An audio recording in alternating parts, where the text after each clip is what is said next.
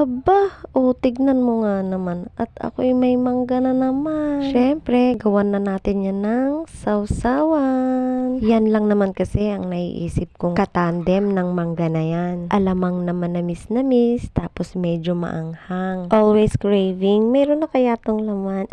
Char!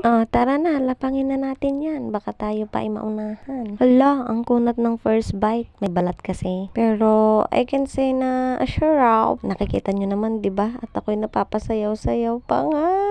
Thank you nga pala sa jowa ko na nanguha nito. Bilib na talaga ako sa iyo kasi bukod sa pinapasakit mo lagi yung ulo ko, nagagawa mong maudlot yung pagdami ng mangga kasi bubot pa lang kinukuha mo na.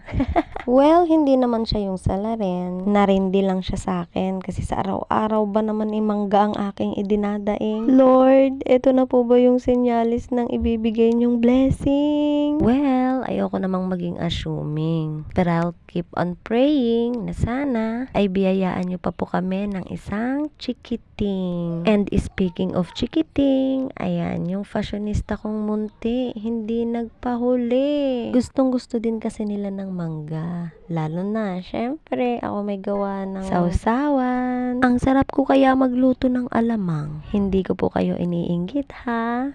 Siya, sige. Salamat po sa panonood nyo. God bless.